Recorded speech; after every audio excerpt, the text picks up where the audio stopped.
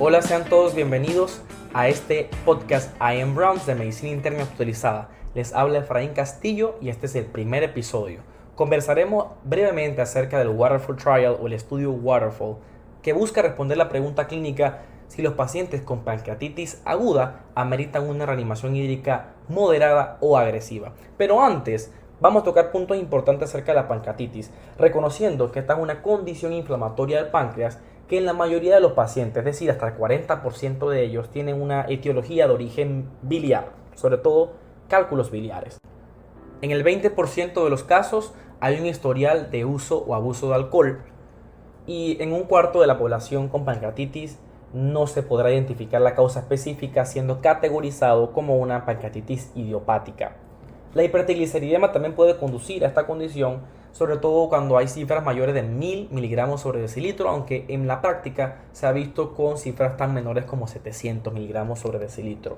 La hiperglasemia también puede originarlo, al igual que un procedimiento que ha habido en aumento con complicaciones de pancreatitis como es el CEPRE. Algunos fármacos se han asociado fuertemente como la azatriopina, los glucocorticoides, las sulfonamidas y el ácido valproico, entre otros. El trauma y algunos trastornos reumatológicos como el síndrome de Sjögren y lupus también lo pueden generar. Entre los síntomas más comunes tenemos obviamente el dolor, la irradiación hacia la espalda, náusea, vómito, fiebre, entre otros, pero quiero recalcar la fisiopatología, ya que aquí es donde hay una mayor cantidad de complicaciones y reconociéndolo podremos mejorar la terapia. Número 1, la activación de enzimas pancreáticas. Eso lleva a que haya por obstrucción, ya sea por el cálculo biliar o alguna otra condición extrínseca, haya una lesión de las células acinares por fármacos, por droga, por alcohol, mayormente por alcohol, y esos zimógenos son liberados. Ahora, ese aumento de actividad de las enzimas proteolíticas y lipolíticas destruyen el parénquima pancreático, generando, número 1, isquemia. Pero esa isquemia es de una característica importante, ya que cuando estos pacientes tienen citotoxicidad por aumento del complemento, tienen erosión o fragilidad capilar, llevando a una pancreatitis gangrenosa, mucho dolor, y se activa una vía que es la vía de la calicreína, aumentando la radicinina y calidina. Eso genera vasodilatación y hay un trasudado, es un trasudado o exudado del plasma. Eso lleva a dolor y muy importantemente a shock, que es una complicación grande de estos pacientes. Por último, entonces habría también atracción de todas las células inflamatorias, sobre todo neutrófilos, que lleva a inflamación sostenida, que es lo que causa la pancreatitis. Obviamente por toda esa sobrecarga inflamatoria hay un daño sistémico que lleva a hipoxia y anuria. La fosfolipasa 2 se eleva, llevando a hipocalcemia por dos mecanismos. Número 1, porque disminuye la albúmina. Entonces hipocalcemia por hipoalbuminemia. Y número 2, porque hay secuestro del calcio.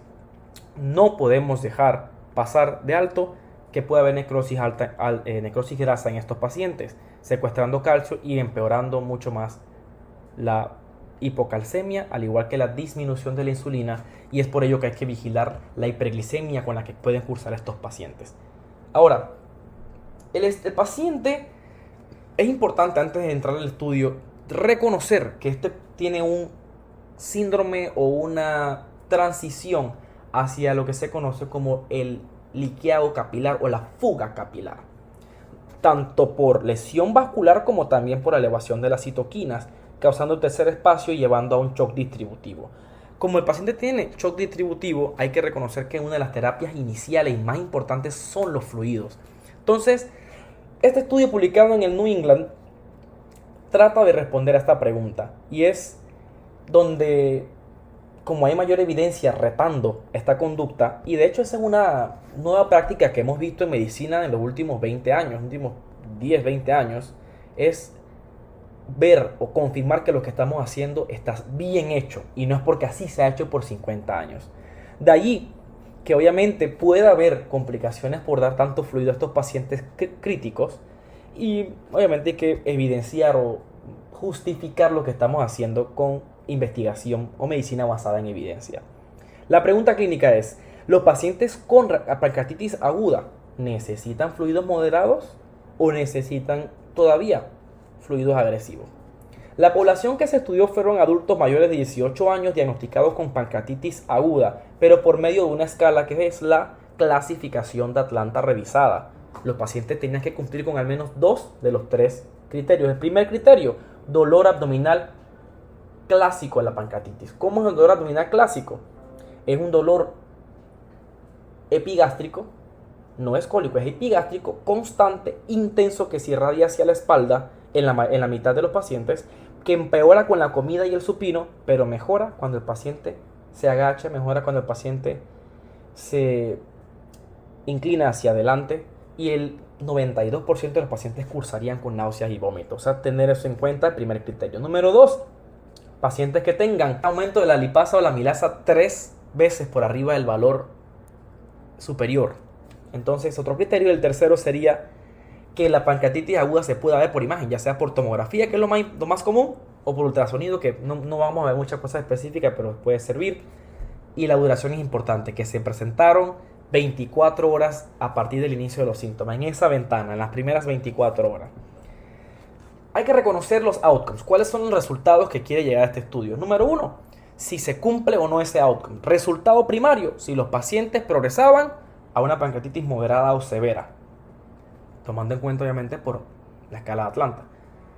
Y hay 2 cosas importantes que revisar, que es si se cumplía el safety endpoint, o sea, el resultado de seguridad. Hay que tener puntos de seguridad para estos pacientes, que cuando estamos estudiándolos no se nos compliquen y se mueran mientras hacemos el estudio. El punto de seguridad primario es sobrecarga hídrica definida por 2 de 3 criterios. 1, que no haya evidencia de falla cardíaca por eco, congestión pulmonar por radiografía o un cateterismo. Número 2, disnea. Número 3, falla cardíaca en examen físico, es decir, edema de declive, los crepitantes, aumento de la distensión yugular venosa, o también el reflejo hepatoyugular, que sería más específico. Pero el punto primario de seguridad es sobrecarga hídrica. Y el punto de seguridad secundario sería falla orgánica, complicaciones locales, cuánto paciente demoró en unidad de cuidados intensivos, si tuvo falla respiratoria y demás. Ok, toquemos lo importante. Número 1, ¿cuál es la intervención y cuál es el control? ¿Cuáles son las 2 cosas que vamos a tener en cuenta? El control es lo que se hace hoy en día. Paciente ya con pancreatitis se le dan 20 ml por kilo en bolo de lactato Ringer, es decir, los cristaloides. Sin embargo, se le da una infusión a 3 ml por kilo por hora. Hay que tomar en consideración que el grupo de intervención es lo que está estudiando este ensayo, es a la mitad de lo que se hace hoy en día, la práctica rutinaria hoy en día. Es decir, en lugar de darle un bolo de 20 ml, le damos de 10. En lugar de darle una infusión a 3 ml por kilo por hora, le damos a 1.5 ml por hora. Y el diseño de este estudio es multinacional, aleatorizado, controlado. Es un estudio de superioridad. ¿Cuáles son los resultados que hay que destacar de esto? Bueno, los pacientes se evaluaron a la primera hora, a las 3 horas, 12, 24, 48 e incluso hasta las 72 horas, revisando que no se cumplieran los puntos de seguridad, o sea, que el paciente no se complicara, 1, y 2, que no se cumpliera el primary outcome, el resultado primario, que era que se empeorara a pancreatitis moderada o severa. Ahora, las cifras son muy claras. Número 1, el primary outcome. El paciente que recibió terapia agresiva fue de 22.1% que desarrolló pancreatitis, o sea, que progresó durante la hospitalización, 22%, versus un 17% de los que recibieron terapia moderada. Gancho para terapia moderada. El punto de seguridad primario, recordamos que es sobrecarga hídrica. El 20.5% de los pacientes con reanimación agresiva desarrollaron esto, ya sea, dijimos, por radiografía, eco o ECAG o laboratorio de cateterismo, versus un 6.3%. Estamos hablando de un 14.2% de diferencia de sobrecarga hídrica. Importante. Y obviamente el punto de seguridad secundario, es decir, falla orgánica de cualquier órgano, 7.4 agresiva versus 3.9 de moderada. Y cualquier complicación local, 20.5 de agresiva versus 16.5 de local. Los resultados nos dicen que la incidencia no cambia mucho. Es decir, el del primary outcome, el resultado primario no cambia mucho. Es 4% aproximadamente de diferencia. Pero el safety sí lo es. Es decir, las cifras de seguridad sí son determinantes. La mayoría de los pacientes dijimos el 20.5%, o sea, 1 de cada 5 pacientes nos va a estar desarrollando sobrecarga hídrica. ¿Que puede empeorar el curso de la pancreatitis? ¿Sí o no? No lo sabemos. ¿Por qué? Porque este estudio se tuvo que detener anticipadamente, precisamente por los efectos adversos de la terapia agresiva. Cuestión que se practica hoy en día rutinariamente, 20 ml por kilo por hora.